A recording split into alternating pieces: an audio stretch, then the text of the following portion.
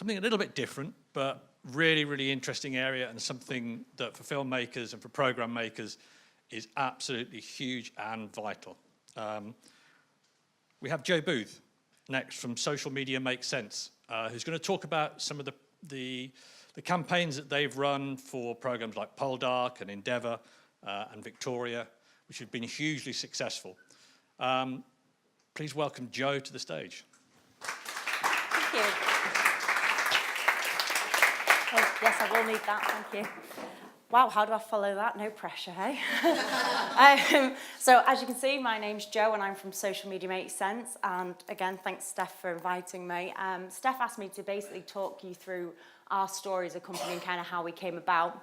But I've also got a few tidbits in there for anyone that's actually interested in trying to do some social media for their productions, hopefully. So just a little insight to who we are. So Nancy, who's coughing in the corner there, is also my business partner and my mum. So I like to put that out there because when she shouts abuse at me, it doesn't seem so bad.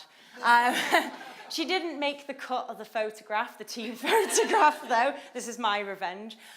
So this is the team, apart from Nancy. As you can see, we're an all-female team. This is completely accidental. I'm just going to put that out there. But apparently social media attracts girls. So there we go. And we've done social media campaigns for a wide variety of businesses, third sector businesses, and also TV shows. So things like Poldark, Victoria, Endeavour. I have to check my own list because I can't remember. Fearless, Pitch Battle for BBC One. So we've done everything. We've done documentaries, we've done reality TV and drama. We do a lot of drama. So how do we start out? Some really random images of me. I actually started out with a fashion shop. Don't ask me why. I'm the least fashionable person I know. But I decided it would be a really, really good idea to have a fashion shop. It was like a franchise you could buy online, and you just fill it in and make yourself a website. Brilliant. So I started doing that. It was terrible. Like I said, I don't have a passion for fashion, which is a horrible statement. It soon wasn't going well. So I started out a student magazine based on fashion because I had a load of contacts in it now, helping young people get work experience. But I wanted them to have real work experience because when I was a student, you got offered work experience. You'd go on it and basically be either a tea maker or you'd be sort of doing the really horrible jobs or no jobs at all. So I wanted them to get valuable work experience. Off the back of that, I realised that some of the best students that we had were shooting themselves in the foot when they were applying for actual jobs. So they'd write a fantastic article, they'd share it on their Twitter account, I'd go on to look at their tweet and share it, and then last tweet they'd share would be them sat on the toilet. I'm not even joking, like literally pictures of them sat on the toilet or being sick or all sorts of grim and photos. So I started going around to universities and talking to young people about how they could represent themselves online and not shoot themselves in the foot. They're doing all this great work and then they're undoing it with social media. So that's where we started out. The more I started doing that, then the more businesses said to me, hey, you know how you're telling your students not to do this? Could you come and tell my employees also not to do this stuff? We're trying to create a brand here. So we started talking to businesses. This is probably about this phrase here. And then we started doing more and more small businesses and training around Manchester. And then off the back of that, I have to admit, I know the writer of Poldark, and she said to me, you know, this social media stuff, it sounds like it'd be really important for Poldark. You know, we really want to harvest the positivity that's going on online before the productions even got going. What do we do? And I said, oh, don't worry, there'll be a production company that does it, or, you know, someone down in London, ask them. So she went off to the production company. She said, who does your social media? And they said, what is social media? And she said, okay, maybe, you know, publicity will know. They're like, no, we don't deal with this. So she came back and she said, they said they don't know. And I said, oh, just Google it. And she said, how about you go down? So I said, oh, well, I don't know anything about TV. But I thought, well, actually, I do. I know a lot about audiences. That's all I deal with is audiences. So off I went down to London and I sat there nervously and said, I think Poldark could do with a Facebook page. And they said, yeah, go on then, let's give it a go. Let's try it. And that was 3 years ago, I think. We now do every production with Mama Screen, who produce Victoria, Endeavour, Poldark, Ordeal by Innocence, etc., which is coming out soon, yay. And other production houses as well. So this is actually a recent photo of me and Nancy pretending to like each other at work. There we go. She made the cut on this one. So that's basically where we've come from and where we are now. But I thought I'd give you some sort of background into how we start a campaign. But before we do that, I've forgotten my next slide, which is this one. So what do we actually do? What is social media for TV? So we get a lot of people saying to us, so like you're tweeting stuff. That's the usual phrase people use. Oh, so like you're tweeting stuff. Yeah, we like tweeting stuff. But we also do a lot more than that. So we come on board with a production from the very, very beginning. We're there at the read-through stage, and we're there long after the show stopped airing. And the reason for that is that we need to be involved with the entire process. We need to understand what the story's about, obviously. We need to go on set visits. We need to create our own assets. So we go on set, we take pictures, we do videos, we do 360 video, where Dan's gone. I was really excited about 360 stuff. We do, what else do we do? Like gimmicky PR stunts, things like that. Then when they've wrapped, they all go home, they get a relaxing break before it comes on air.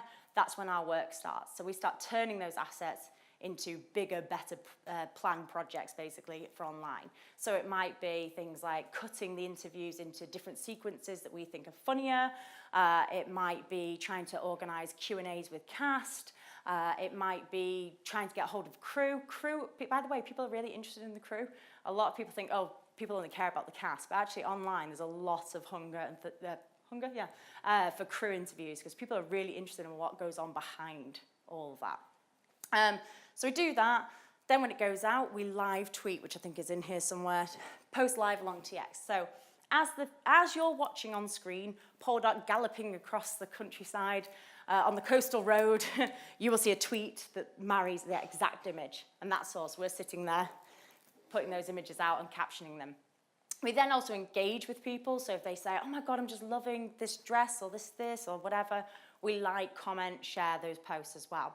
So for Poldark, now I think we've got, across Facebook, Twitter, and Instagram, we've got over 250,000 fans just for Poldark. So obviously the power that we've got there is immense in terms of, let's say, selling merchandise. If we want to promote the DVD, mugs, T-shirts, whatever, we can help facilitate that as well. So we work internationally. When then Poldark gets sold to the US, we also schedule up. I do not sit up at 2 in the morning tweeting live, let me tell you. We schedule up the post to go out, so they also get that experience. We promote awards, votes, and do competitions.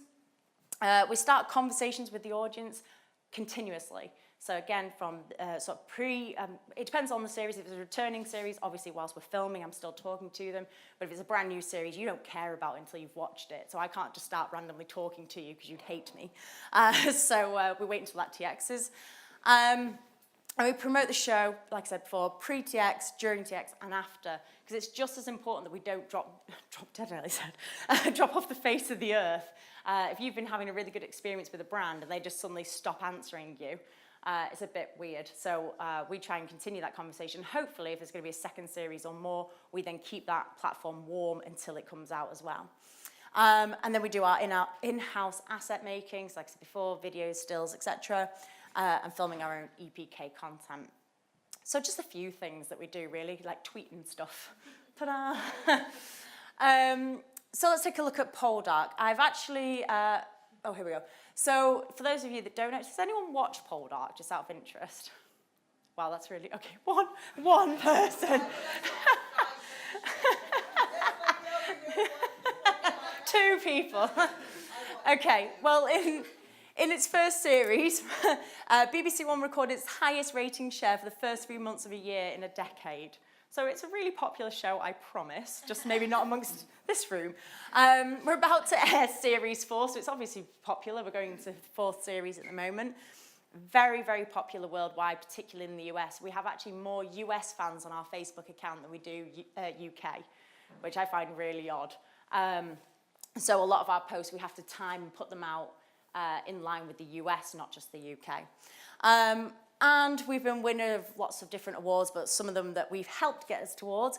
We've been the winner of the Radio Times Drama Champion 3 years in a row. We own the championship for that. We beat David Tennant, who had 2 years in a row. Yes. So I'm quite proud of that, as you can tell. So I just thought I'd give you an example of one of the tasks that we were given with Poldark. So in year one, we were nominated, for the NTA Awards. So obviously everyone knows what the NTA Awards are. And we had to sit down and think, right, how can we get our fandom to vote for us? And that was year one, so our fandom was actually quite small. It'd only been out in the UK at this point. When I say quite small, I think we're at like 20,000 people, but you know, for where we're at now, it was very small.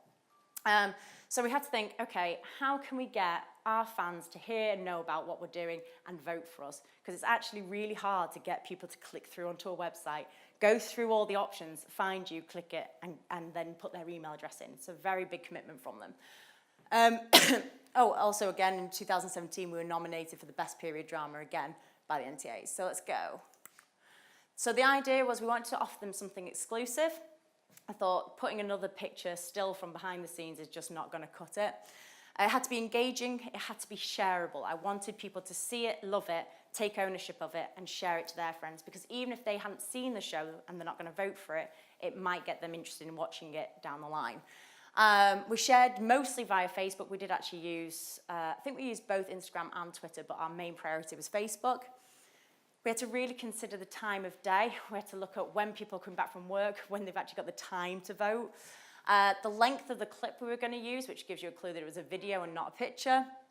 And we decided we were going to put some advert spend, because I don't know if you know the algorithm behind Facebook, but basically, let's say you've got 20,000 fans. When you do a post, it's probably going to 200 people. Okay, it's not going to 20,000 people when you post it. As those people, those 200 engage with your post, like, comment, and share, the more your reach widens and the more people can see that post. But initially it goes out to a test audience, which is much, much smaller than your total number of likes. So we wanted to run an advert to make sure that our 20,000 fans were actually seeing this post. And we did a five-day countdown to the voting closing. So we really wanted to hammer it as close to closing as possible. Sense of urgency. So we came up with a blooper video. Now, it's very, very hard to get sign off on a blooper video, all right? Most people tell you it cannot be done. I say it can, I got one. So, unfortunately, I was an idiot and didn't embed the video, so you're not even gonna get to see it. I'm sorry, that was my fault. So we captioned it, Poldark, like you've never seen him before, love Poldark, vote Poldark. Just wanna point out, I've put a hashtag here, right? Why have I put a hashtag? Thank you. Yeah, so people can find it. Because although we have a handle, we have a fandom, there are lots of people talking about our shows that don't actually come and physically follow or like the pages, okay? They might not even know they exist. So I want to be part of that wider conversation, so I'm always going to use a hashtag. Like you've never seen him before, hinting it's exclusive, and also it's the behind the scenes. It's a really funny, light-hearted video. We put £50 ad spend on this.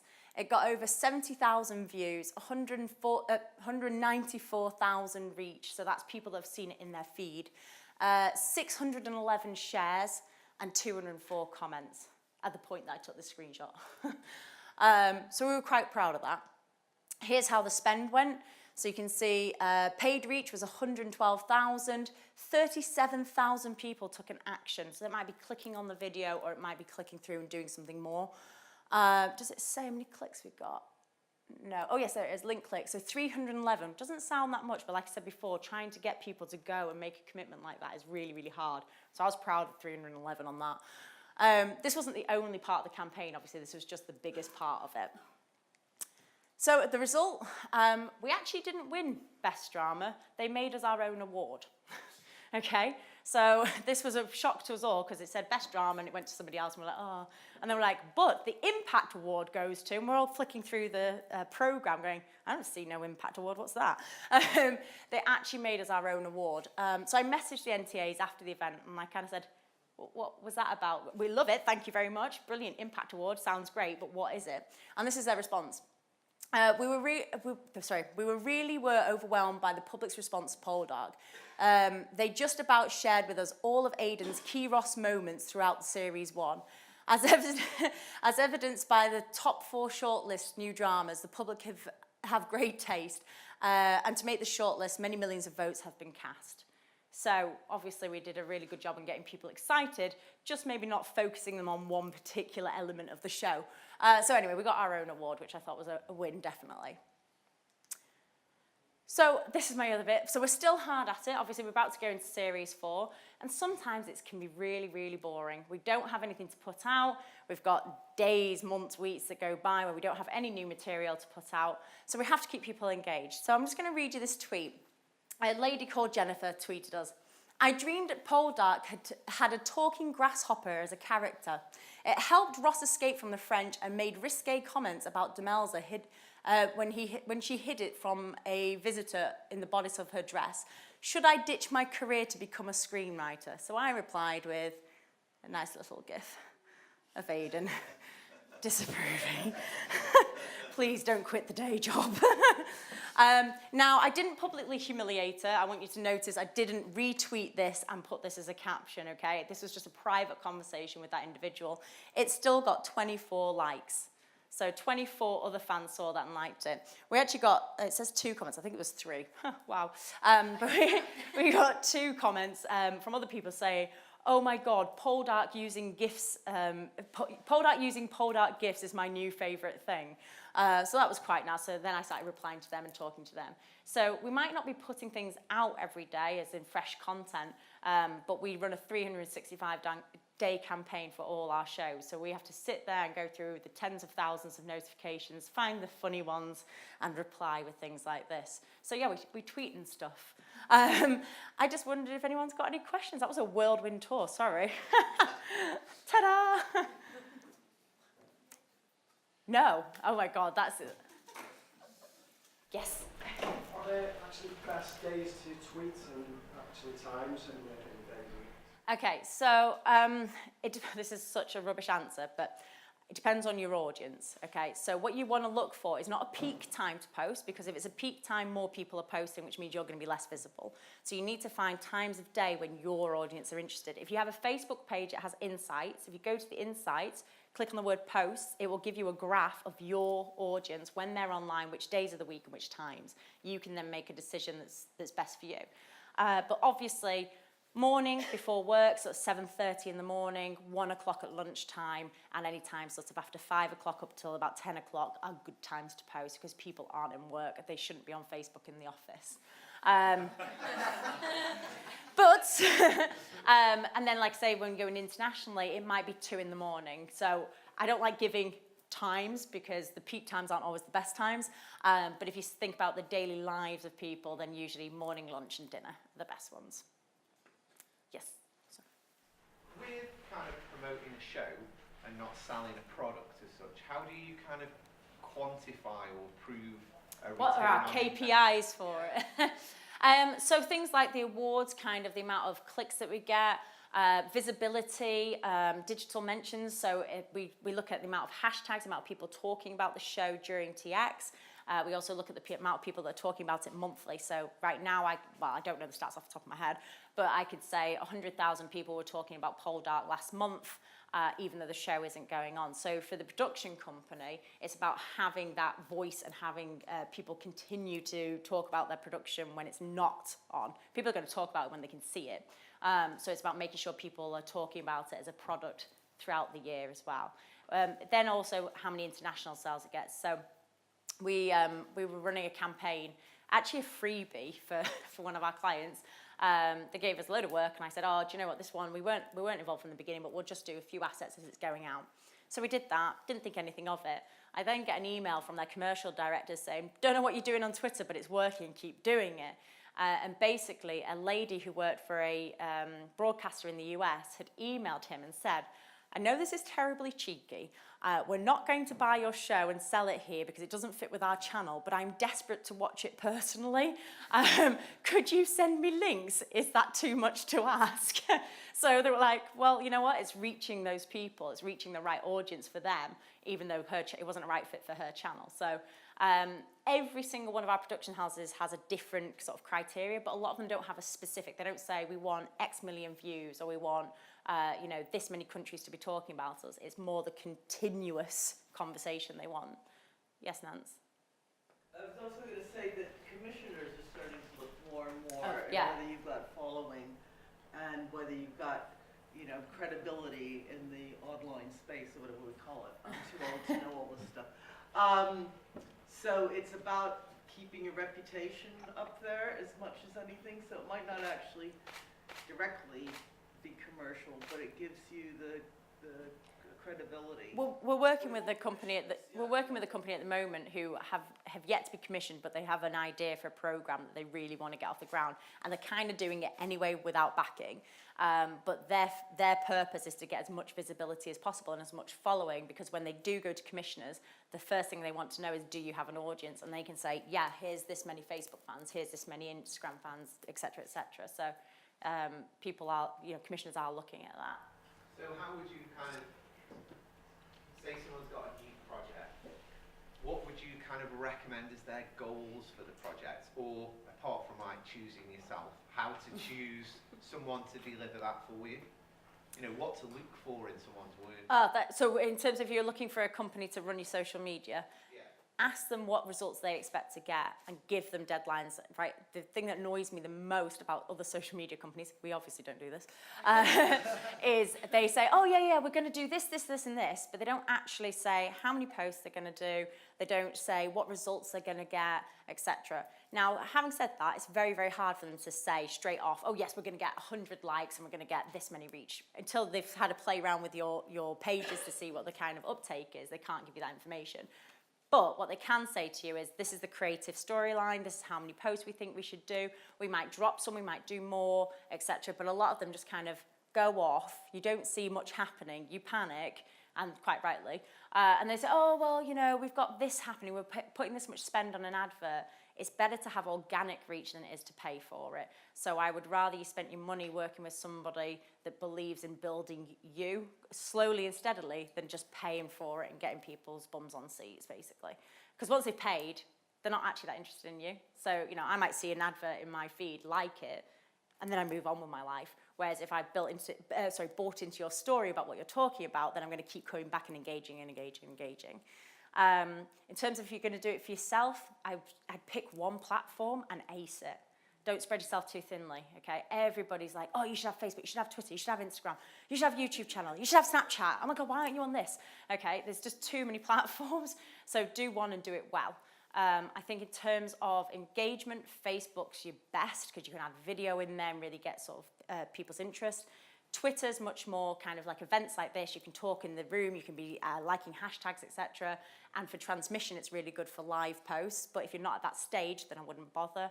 Instagram's very, very visual. So if you're doing something that's in a warehouse, you know, in studio space, there's only so many visuals you're going to get out of that. So I'd probably stay away. If it's an outdoor documentary that you're shooting and you're going to have loads of photos of nice locations and flowers and animals and stuff, then Instagram. So choose a platform and stick to it. I'm interested in how you found working with the BBC social media team.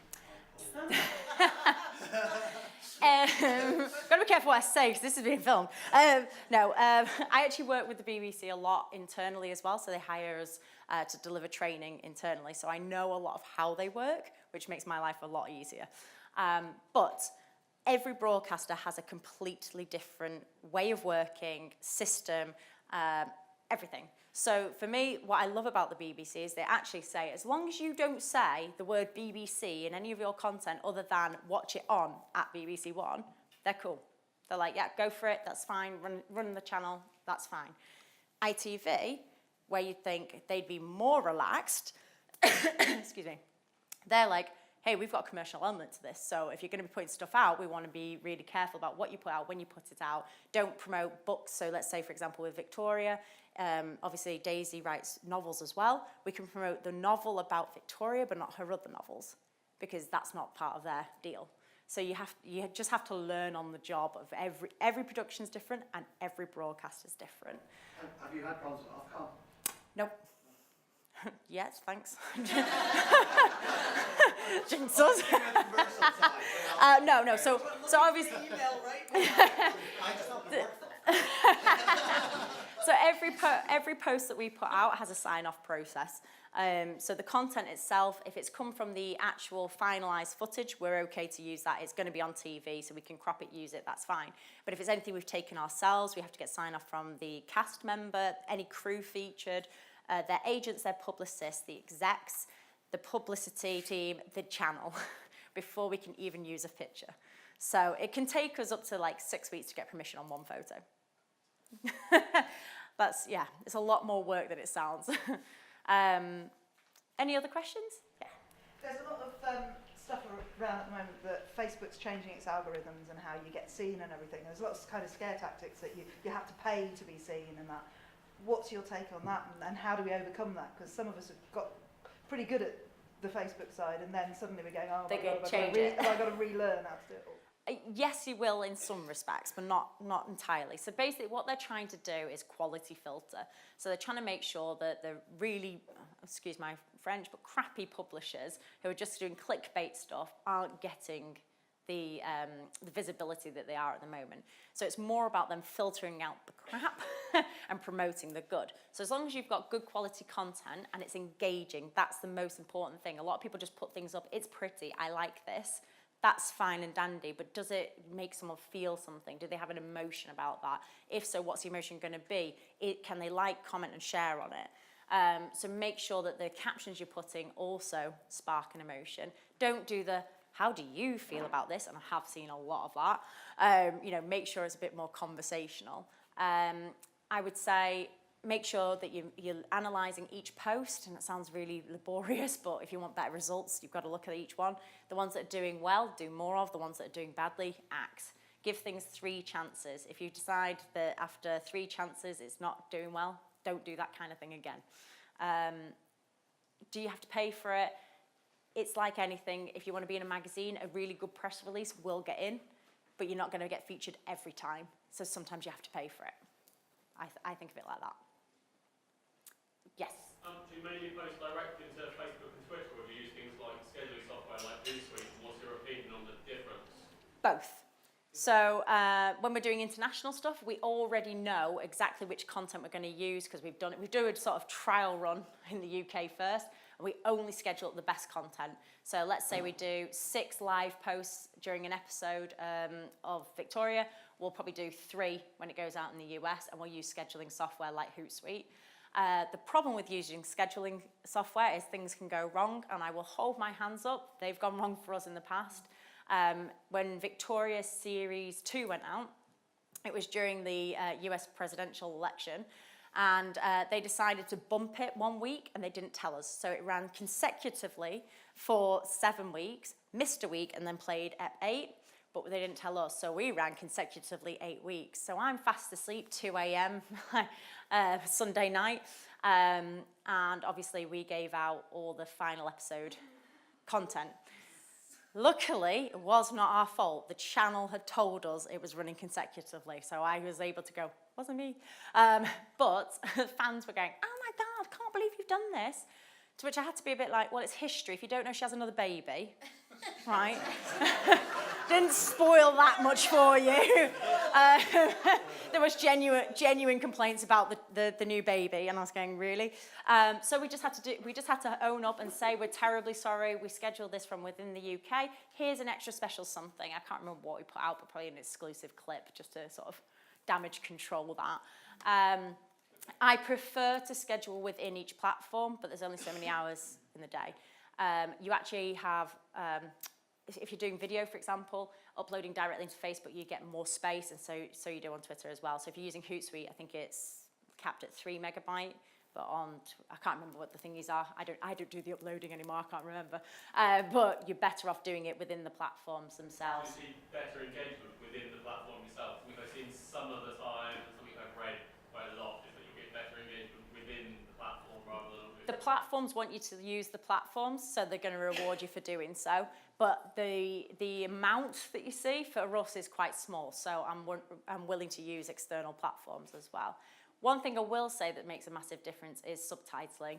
Now, again, there's only so many hours in the day, there's only so many videos you can subtitle, but where possible, if we really want something to get out there and really reach audiences, then we make sure we subtitle it because people can watch it on their phone without playing sound. Yeah, so what, 8% people involved? Yeah, I don't. I even in the privacy of my own home, I will not click a video and play the sound. It's like a big no-no. I'm just going to read the subtitles. If it doesn't have it, I scroll past. So if you can make your content visible without understandable without sound, then that's the best way. Cool, thank you. I think I'm probably at my time, am I? Thank you very much for listening to me. I'm really sorry, I've got to run off as well, so I'm not going to be around for questions. But if anyone wants to get hold of me, my email's not on the slides. It's but that's good, Joe. It's Joe, J-O, @smms.guru. So please feel free to. There you are. Nancy's more prepared than I am. So thank you.